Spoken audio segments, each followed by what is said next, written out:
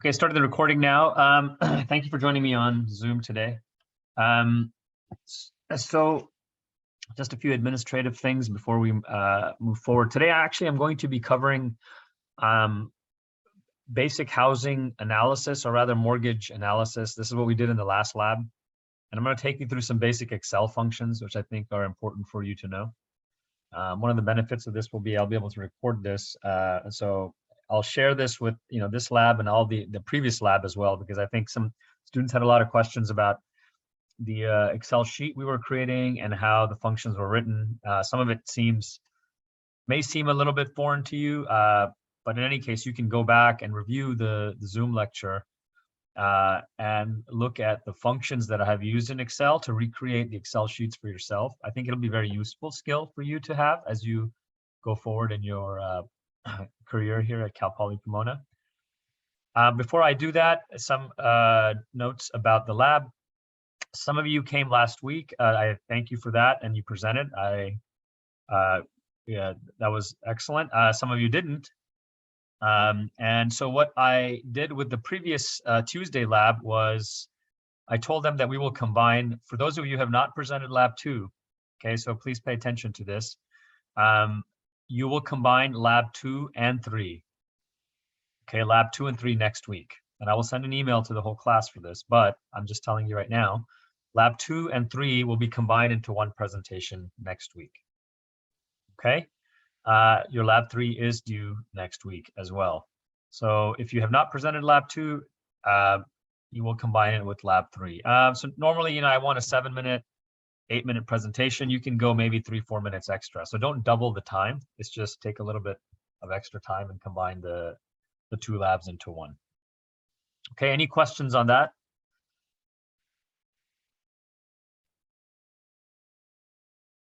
No? Okay.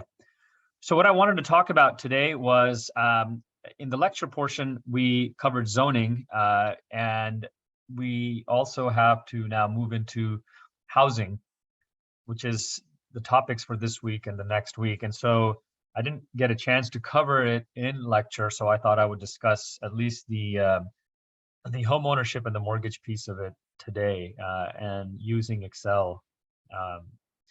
So before I get started, I wanted to pose a few questions to you. And let's begin with what is a mortgage? What is a mortgage?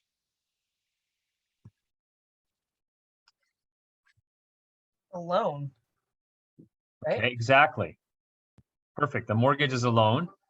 And what is the purpose of that loan? And what does the mortgage require in addition to the mortgage for you to purchase the home?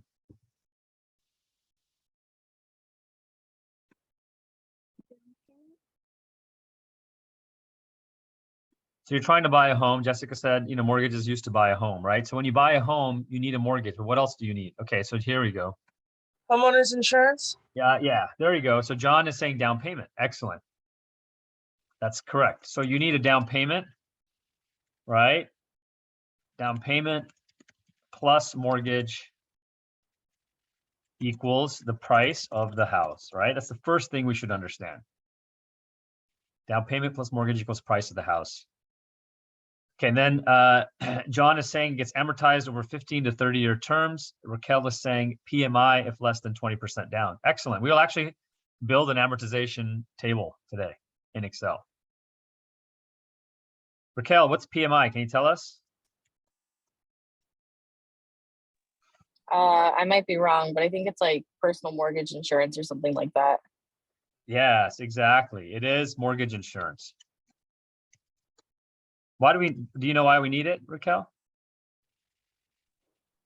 I think if you put less than 20% down, it's like a riskier lend. So you need to have heavier insurance on it in case, something goes awry while you still owe like pretty much the full amount of the debt.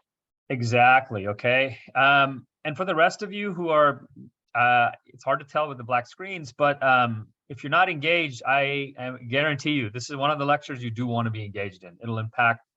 It really covers things that are very, that are going to be very useful to you in your personal lives, right? Mortgages are, home buying is, right? So I would pay attention to this one a bit more instead of just saying I'll come back to the Zoom recording. So Raquel said we have mortgage insurance because the banks they feel that the loan is riskier if you put down less than 20%. That's correct, right? That's what you said, Raquel? Yes. Okay. So let me illustrate this. All right, if I can.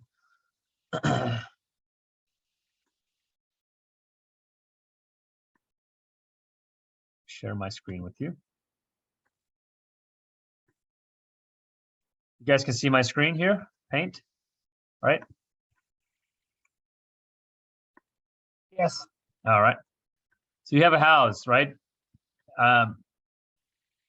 It's an amazing drawing. I realize that. Don't have to compliment me on that. What is the median price home in Pomona? Anybody want to guess? I'm going to use Pomona as an example. $600,000. Right. Yeah, exactly. It is. And yesterday we actually median sale price Pomona. We looked it up in the lab yesterday. The median sale price. We went to Realtor.com, which is a pretty good site for the latest and the greatest. So let me share that with you. Raquel says 650. Yeah, you're in the ballpark. Okay, so do you see this right here? 630,000, median sold price 630,000. Okay, so right in the ballpark. We also looked at this property. Do you see this property here? 250,000. Okay, just keep that in mind. Wondering to yourself, why is a house on sale for 250,000, right?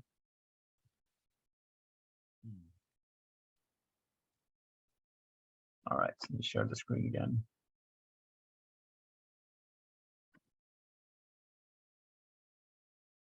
Okay, so here you have a house that is worth 620,000 in Pomona.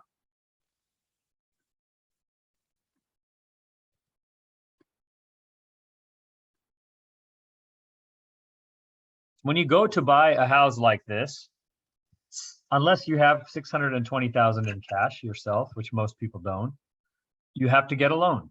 All right, so loan. What is the amount that banks are comfortable lending? This is the thing that Raquel, I think, was getting at. And this is driven by something called loan to value ratio, or LTV. You'll hear this acronym quite often when you are trying to get a mortgage or get a loan. Banks are comfortable with an 80-20 LTV structure. You'll see this. What does that mean? It means that they want 20% of the price to come from the owner. And this is typically called a down payment.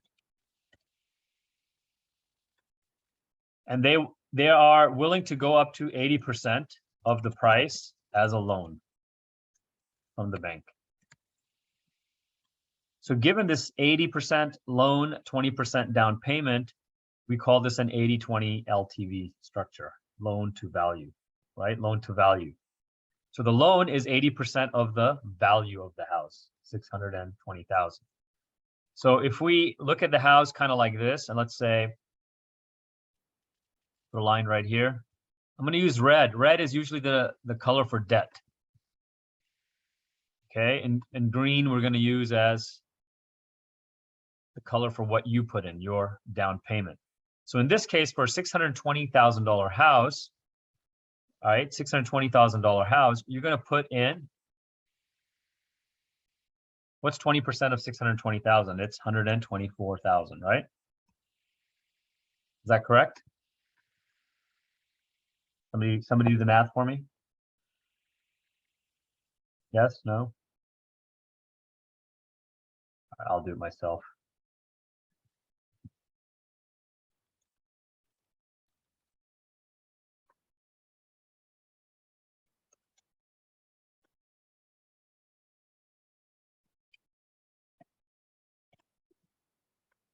So for the $620,000 house in Pomona, the bank wants $124,000 from the person buying the house, and they're willing to loan you up to $496,000.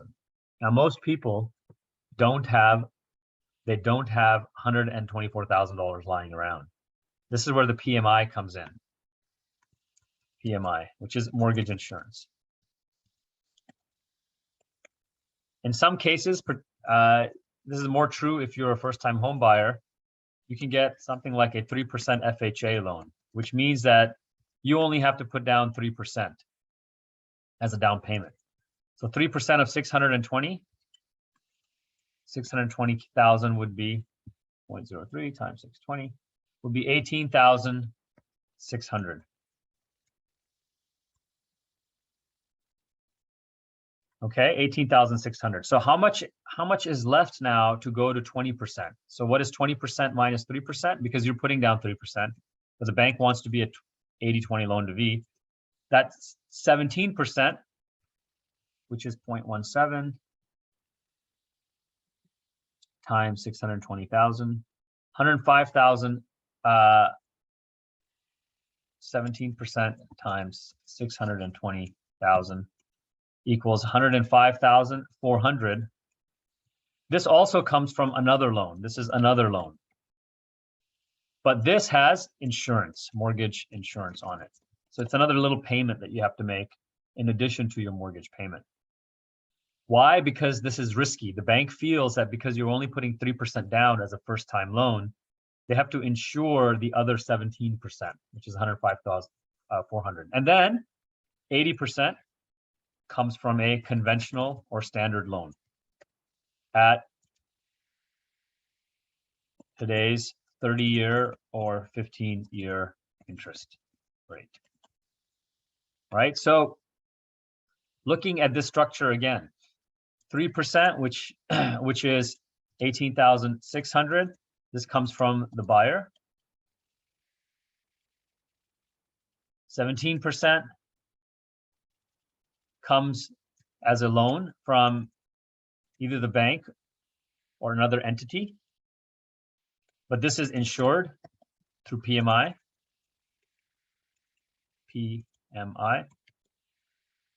And 80% is a standard loan from the bank.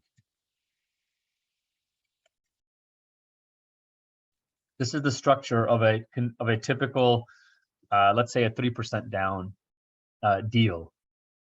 Okay, 3% down deal. 17% in this case would be 105K, 104,000, and 80% would be 496,000. You add all these three things up together and you get the sale price, which is 620,000. Okay, this is a kind of a generic breakdown of what you would be getting if you are getting if you're putting only 3% down. Because again, most people don't have 20%, which is 124,000. All right. So are there any questions on this part? Because now we're going to switch into using Excel to understand amortization. Who said amortization? John. John, you want to explain amortization to us? It's basically just the price of something that gets decreased monthly on a monthly basis. As the best definition that I can give. Okay. Yeah, so John is on the right track there. Amortization is basically you are getting a mortgage, you pay down that mortgage, and there's a certain payment term for that mortgage. So typically it's 30 years now for a home. Sometimes it's 15. In some rare cases, it's 20 or 10 also. Those are the amortization periods. But the most typical amortization period is 30 years or 360 months.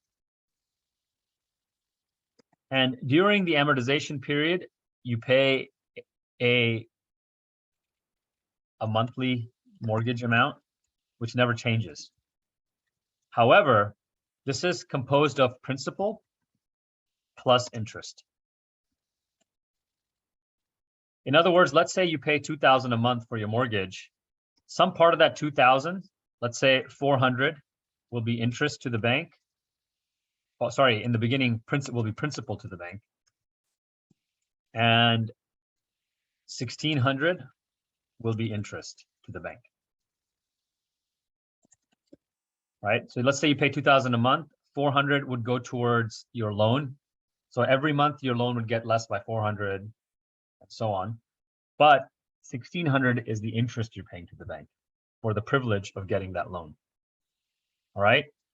Now we're going to look at this amortization schedule because the longer you hold the house, some people will buy a house with, with a 30-year loan, but they'll sell it in 7. But if you go the full 30 years, the interest is front loaded. Interest is front loaded. What this means is that you pay the most of the interest in the beginning of the loan. And the longer you hold the loan, the more principal you pay.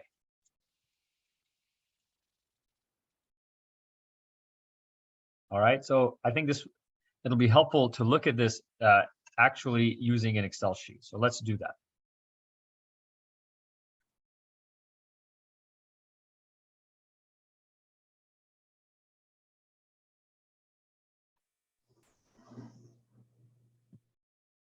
So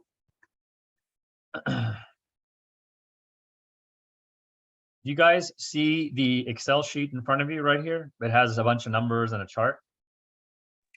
Yes. Okay, so we actually built this from scratch in the lab, Tuesday's lab. I'm going to help you build this today as well, right? So I'm going to go to the other sheet now, a blank sheet right here. I just want to make sure you see the blank sheet so we can start from scratch. You see the blank sheet? Yes. Okay. So I took a survey in the last class and to see how many people were familiar with Excel. I would say it was something like 1/3 of the people to maybe 40% or so were familiar with Excel. The other ones were not. I'm assuming it's a similar distribution here.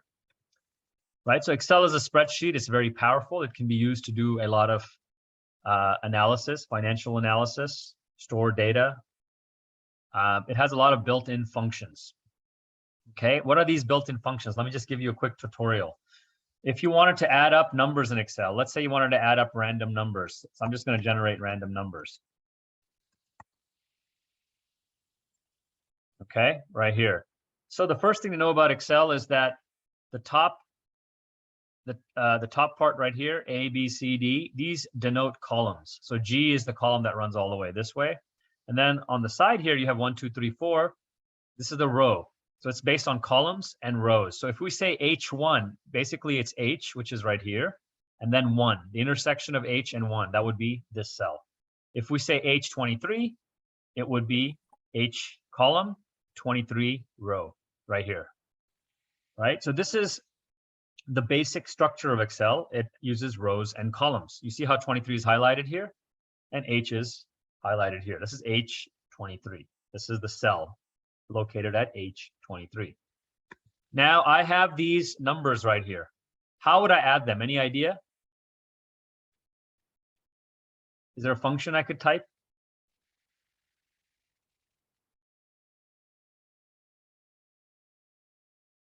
Anybody know Excel out there?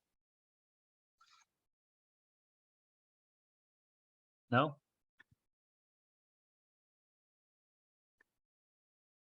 You can add the range, right? Okay, John, do you know the can hit formula? auto sum also. Okay, do you know the formula? Equals Okay. Equals J J. 1 and is One. it 13? 1 and 13? Like that? Yeah. And 13. So that won't work, but you're on the right track. So, John, any idea? I think you can try equals sum, Sum. Good. parentheses J7 through J, I don't know, J10 or J11. No, J2 through J10. Okay, so there's two ways. So if you guys, so John, yeah, you're correct. And actually, you were also, was that who was talking before John? That was me.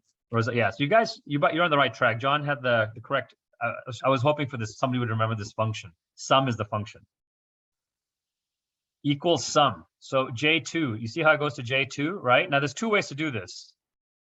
You can do comma J3, comma J4. And Excel is telling you, put a comma, then the cell, comma, cell. Right now I'm at number 3. Where's number 3? Excel is asking me. I can just point to this and single click and it'll automatically enter J4. I hit comma again. Now Excel is like, go to number 4. Where's number 4? Oh, I want to add J5. So I hover over J5 and single click and it'll put that. Anytime in Excel you want to start a function, open parentheses. Anytime you want to close a function, close parentheses. I can do that and it gives me the sum. Right? That's one way. That's a kind of a long way. Now, John said there's another way, right? You said equals sum, open parentheses, J2. If I want to add up everything in this column right here, I use the colon like that. And what do I want to add up to 14, right? So 14 is located where? J what? J10. J10. And what do I do to close the function? Close parentheses. There you go. Right? So to see what this function is doing, I double click. And it tells me, oh, you're summing this whole column right here, J2 to J10. You see that? For the rest of you? So that's a basic sum function. I can also use count. Count will tell me how many numbers there are in this. So I can count manually. I can go 1, 2, 3, 4, 5, 6, 7, 8, 9 numbers, right? John or anybody else, what's the function for this?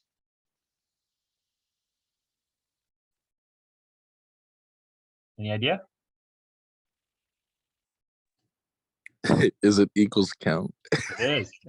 There it is. Equals count. Start here.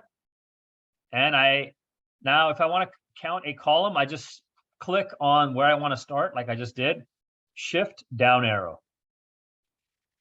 You see, it creates the colon automatically. Once I'm at J10, I just hit close parentheses. It counts for me. Right? 9, has 9. By the way, if I wanted to do average, now could I do it using these two things? I could, right? I'll have to lean on you, John. I think you know how to do this.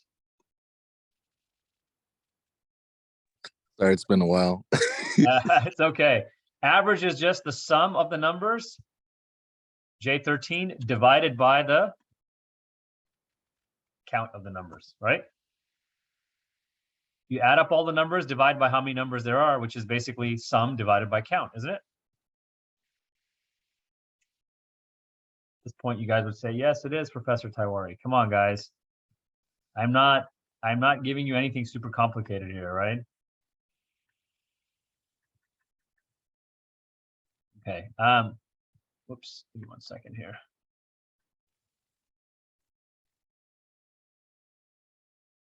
Let's expand this a little bit. There we go. I'm unable to, okay.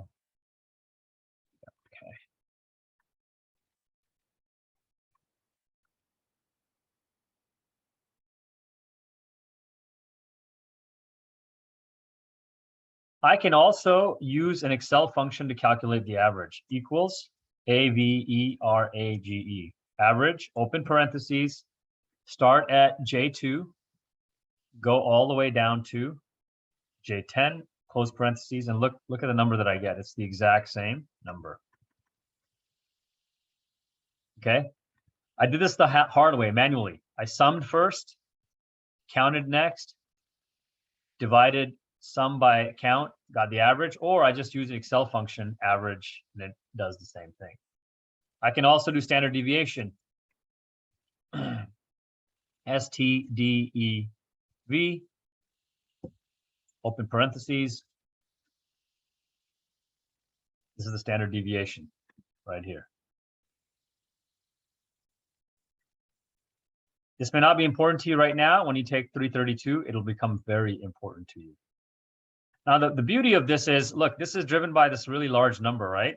So what if I just change this number here? Everything else changes alongside of it, like that, right? That's the beauty of Excel. All right. Okay, so basic tutorial on Excel. So now let's see if we can build a amortization table. So here, we had done this in the first class already. So I'm just going to copy this right here. Okay, so how do I copy? I go to house price, highlight all the way to yearly income. I can right click and just copy like that. Then I go to the next sheet. I go right here, right click and paste. This tells me or allows me to paste everything that I just copied. All right, let's scoot down here. Can you guys give me one quick second? I need to take a quick break here. Be right back in 1 minute, okay? Just 1 second. Let me share my screen with you again. All right, what was the median home price in Pomona that we looked up?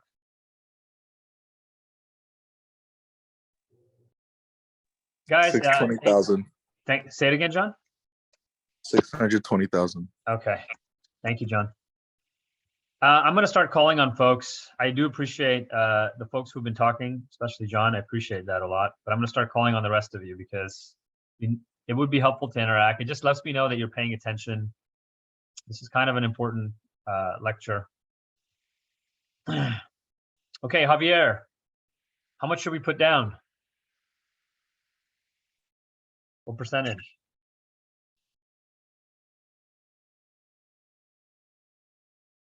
Okay, Javier is not there. Chris?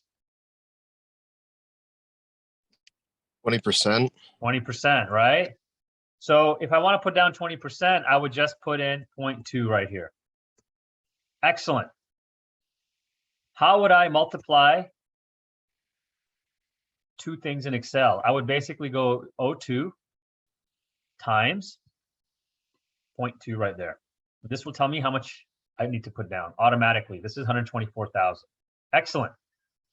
Now, Zena or Priscilla, if I'm putting down 20%, as Chris said, how much do I have to finance?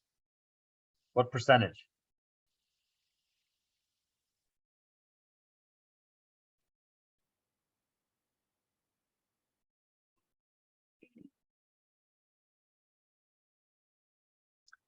No, if you're putting down 20%, how much do you have to finance? 80. What's 100 minus 20% is? 80.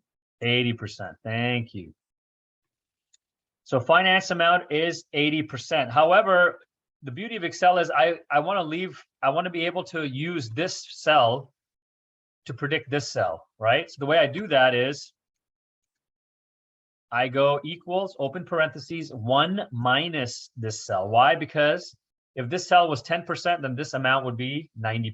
If this was 30%, this would be 70%, right? So 1 minus 0.2, open parentheses, remember your order of operations, right? 1 minus 0.2, close parentheses, gives me the percentage that I'm financing, times the total price of the house, 0.2. Okay, I hope you are looking at that function. So look, why do I do it that way? Let's say I am putting down 50%, 0.5. Look what happens to the finance amount. Automatically changes, right?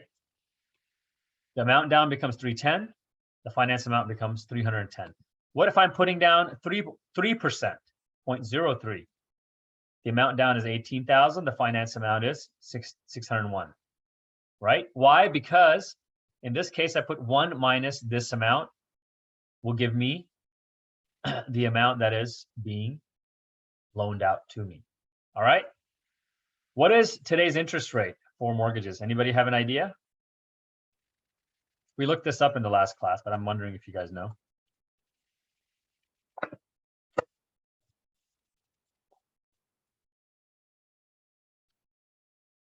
It's 7.2% today. Is this high or low? Hi. It is high. Do you know why? Because about a year ago, it was almost half of that, 3.75. It's almost doubled in 1 year. I'm going to show you why this is important in just a bit. Okay, what is the mortgage period? What is a typical amortization period? John had mentioned this earlier. Does anybody remember? I'd mentioned it too. 30 years. 30 years. Let's just put 30 here. 30 years. Excellent. In California, we have something called Prop 13, which limits property taxes to 1% of the home price when you bought it.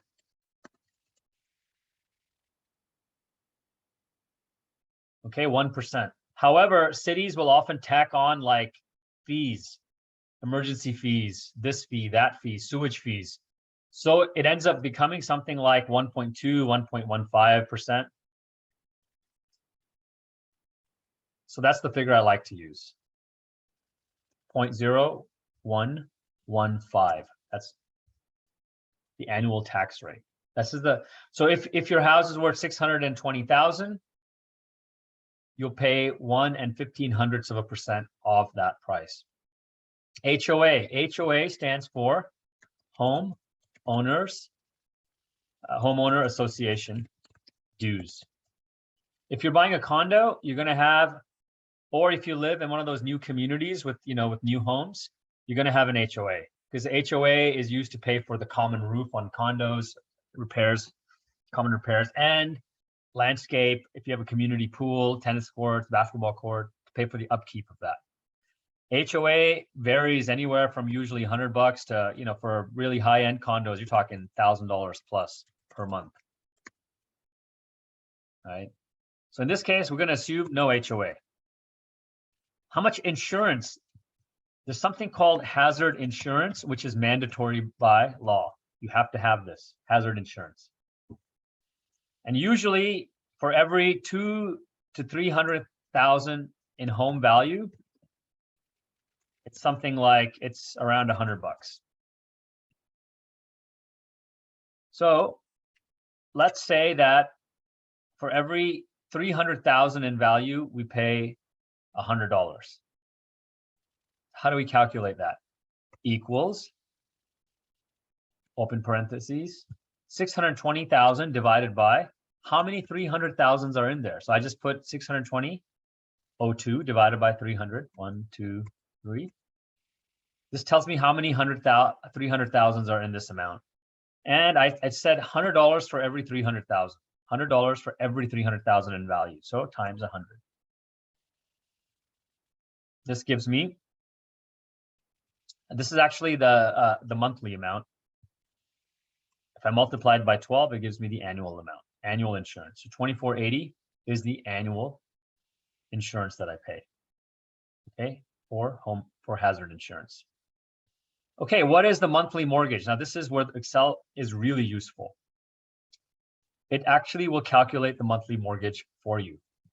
Here's the function, equals PMT, payment. You see how it says calculates the payment for a loan based on constant payments and a constant interest rate? Open parentheses. What's the rate? I already put the rate right here, so I just click on it, 06. But this rate is annual. I need the monthly, so I divide by 12.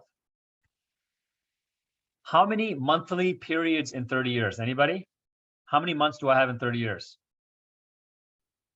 360. 360. So how do I calculate that? I actually just point to this. 07 times 12. What is the present value of the house price? In other words, trick question. What is the house price in today's dollars? It's just that. 02. I close parentheses. This spits out the exact mortgage amount. Why is it in red? Because anything that you're paying, Excel likes to paint that in red. So to fix this, I just add a negative sign right here, and it becomes black again. You notice this is the actual mortgage you would pay if you were buying the house in Pomona and only put 3% down. Every month you would have to pay $4,200. If you put 20% down, look what happens. 0.2, right here. This goes down.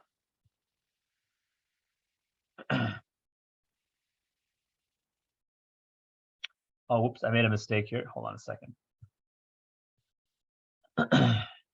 This should not be the price. This should be the mortgage amount that I'm financing. So the mortgage finance amount is right there. There we go. It's better. Okay, so let's go back to 3% again. So if you are putting down 3%, this 05 right here is the actual amount that is being financed, the present value of the finance amount. So that depends on how much money you put down, right? The more you put down, the less you finance, right? Because your loan drops. If you put down 20%, your loan is 80%. If you put down 3%, your loan is 97%. Okay, so 05, which is right here, 05 is a finance amount. So if you put down 3%, your monthly mortgage is $4,082. If you put down 20%, your monthly mortgage is $3366.79 at 7.2% interest. Now, earlier I had told you that this interest rate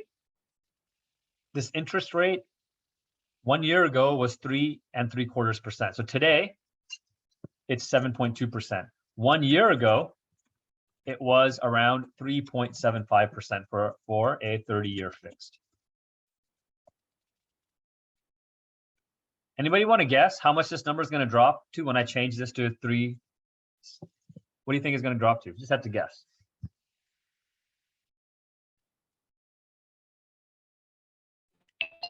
1,500. $1,500?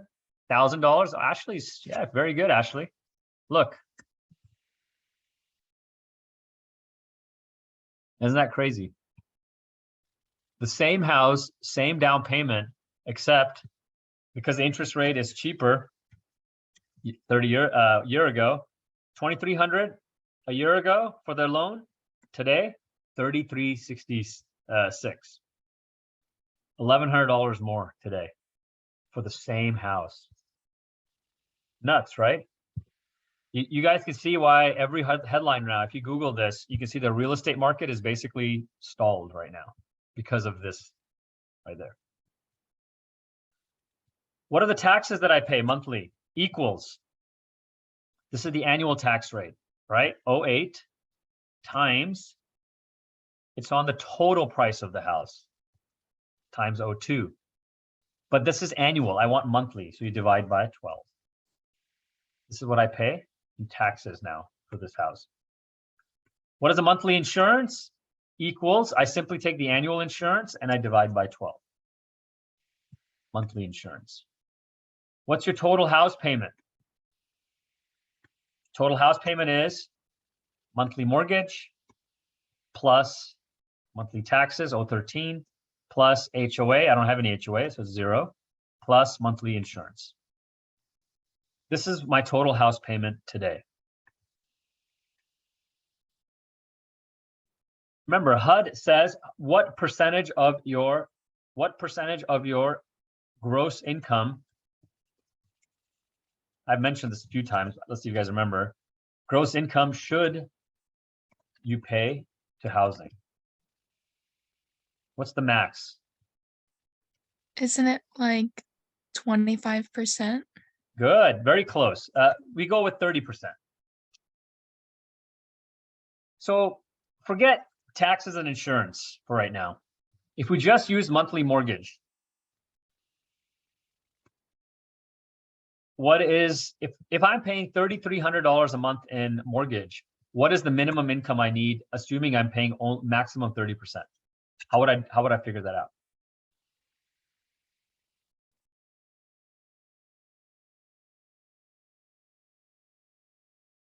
Anybody have an idea?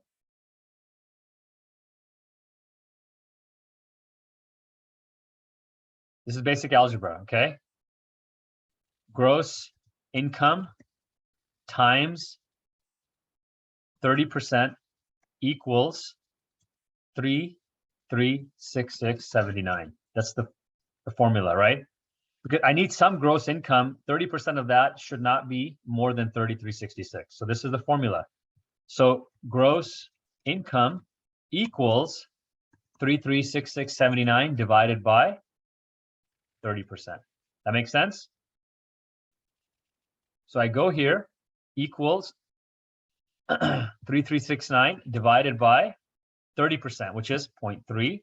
But this is going to give me the monthly income, 11,222. If I want to convert that into annual, I basically say 0.17 times 12.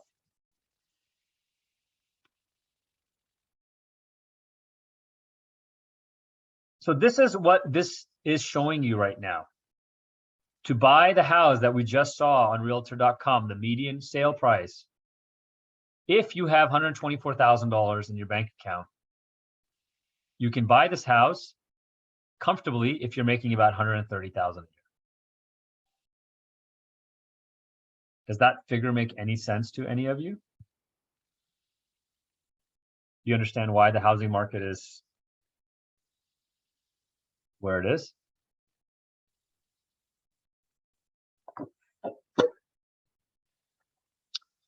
A year ago, at 3 3/4, let's change that 0.0375. You needed a yearly income of 91,000.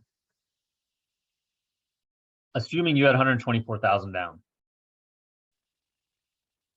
If you put 3%, a year ago, 620,000, you put down 3%. Now you can see that folks might be able to save up 20,000, right? After saving for a few years, that might be more reasonable. You would need a yearly income of 111,000. Is 111,000 a lot for this? It is. But let me ask you guys a question. If two people are working full time, let's say husband, wife, a partner, friends, whoever, are working full time, how much hourly, what is the hourly wage for making 111,000 per year? How would you calculate that? Any idea?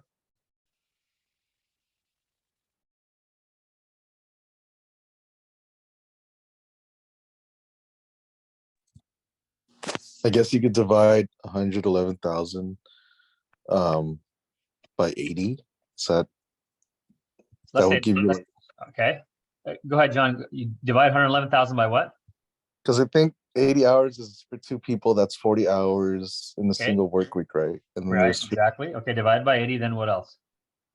let's see, times. Well, I'm trying to think of how many weeks there are in a year. 52. 52, right? Yeah, that's what I thought too. So 80 times 52? Yeah, I guess if you want to try that, see if that works. Correct. 111,407 divided by 4,160. Yeah, all right. Which is it? This number right here, 80 times 52. Equals 80 times 52. There you go. There's your number, Jessica. Right? So number of people, hourly wage needed.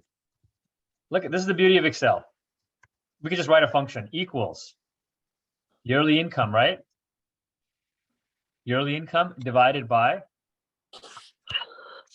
rest of you, or Jessica, or John, who How many hours per year for a typical full-time worker? How many hours per week? 40 hours, right? 40 hours a week. Yeah, times how many weeks a year? 52, right? 52. Right. So typical worker makes 40 hours times 52. However, in Excel, what we want to know is if we have 2 people paying into this equation, we'll just highlight that right there. 020, close. There you go. What's the beauty of this? You're like, you know what? Me and 4 of my best friends, there's 4 of us, gonna buy this house because it's a 3-bedroom house. I don't mind sharing.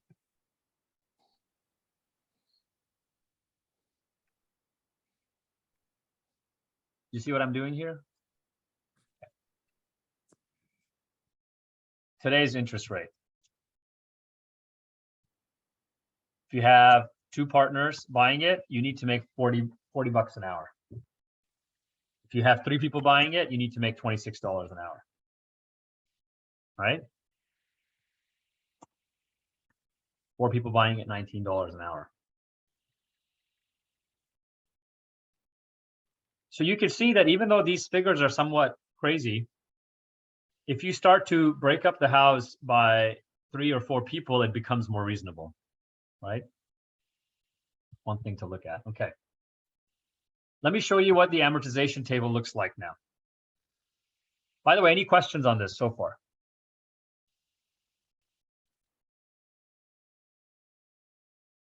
How did you add the $ to Oh. monthly taxes? Because I don't know how to do it. How to add the $ to You function. just you highlight the cell. You see this right here? Oh. Yeah, or John is also correct. Accounting tab. Although his you're applying only to me, John. Yeah. So I'll do it the way John is saying. You go right here, double right click, and then you go to format cells.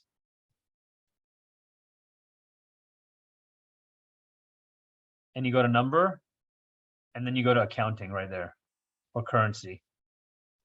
That's sort of the long way of doing it. Or you just go to the cell and hit this right here, $. Any other questions? Excel is a lot of fun, as you can see. It reduces the amount of work you have to do, actually. All right, so let's talk about amortization tables. We have 360 months of payments, right? So I want to show you an amortization table. We'll start with month 1. Now in Excel, because I want to create month 1, month 2, month 3, I want to know exactly the amount of principal you pay every month and the amount of interest and total payment. Month 1, month 2, and so on. I need to go to month 360. I don't want to type out 1, 2, 3. So I go like this, equals. I tell Excel, look at the previous cell and add 1 to it. 2. Then I go like this. I just highlight all the way to month 360. Shift down arrow. This is what I'm doing right now. Shift down arrow.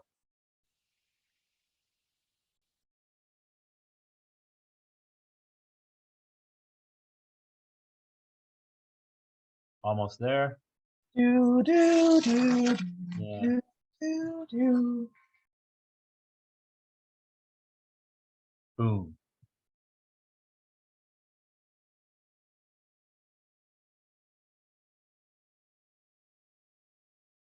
Oh, 361, don't need that. What do? In Excel, when you want to copy a function, so what do? You go to the function, Control C, so that those little dash lines that you see start to emerge, this little dash line. So let's say I wanted to copy this function, R2 plus 1. I go Control C, okay, and then I can, oops, excuse me. So I Control C, it copies this function, then I go down, and then I highlight all the cells I want to paste that function into. Shift down arrow, like that. And then when I am done going all the way to the cell I want to, I hit Control V and it actually pastes the function. Each one now has the same function. It says, look at the cell above you, add 1. Look at the cell above you, add 1. What's the beauty of this? Look at the cell above you, add 1. I don't have to type in all these numbers. It just happens instantly.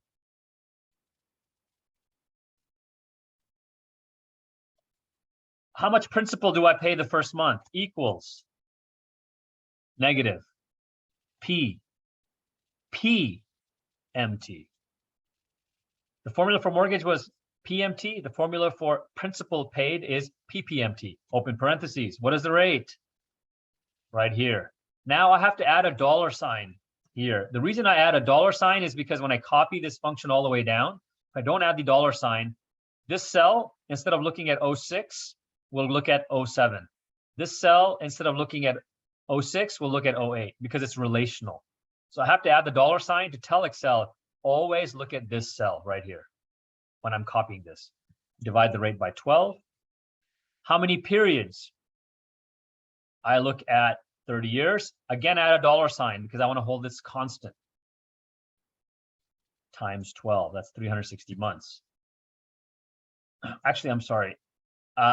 When it says period, I am looking at what month am I in? Month 1. So I point to R2 and just click. This one, I'm not going to put a dollar sign. Why? Because as I copy this down, I want it to actually look at month 2, month 3. I want it to go down. So I'm not going to put a dollar sign. And comma. How many number of periods do I have in the loan? I have 30 years. I do want to hold that constant. So dollar sign times 12. And what is the present value of the loan? The finance amount. Go right here. I want to hold that constant too. Right there. This is the principal paid. So at 7.2% interest, the first month, I pay only $473 towards paying my loan down. The rest is interest. Okay, the rest is interest. What is what is the monthly interest paid? Is basically the mortgage. I want to hold this number constant minus the principal paid. So the interest. Total payment, of course, is just always constant.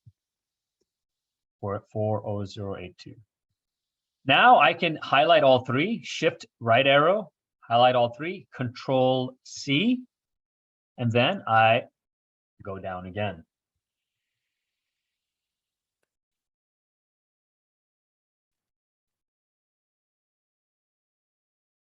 Shift down arrow.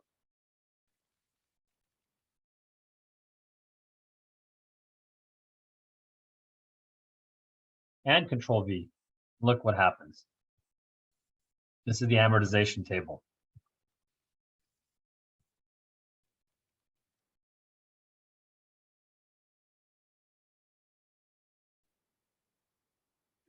Look what happens at month 360.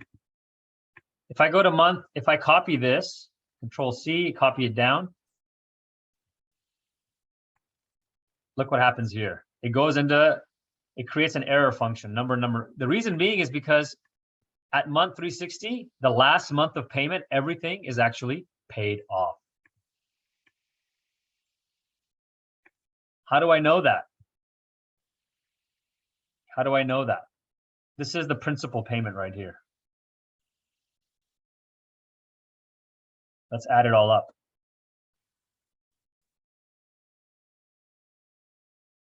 Actually, here's an easier way of adding it up.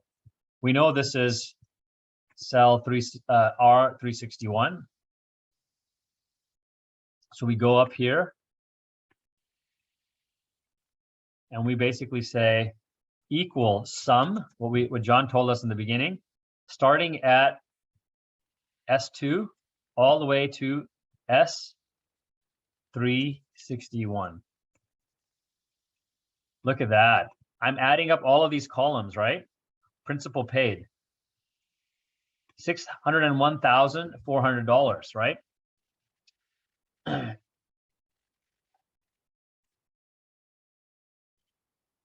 is an error here. 1 second.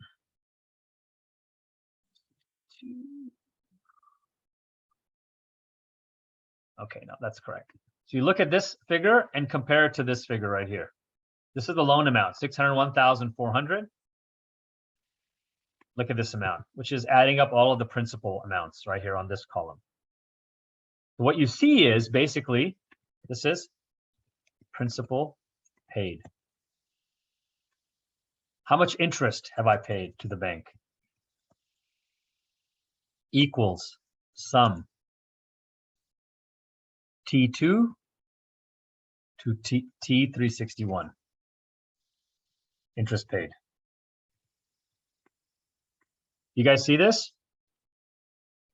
If I kept the house for 30 years, I paid off the loan, which is 601,000, right? Which is right here.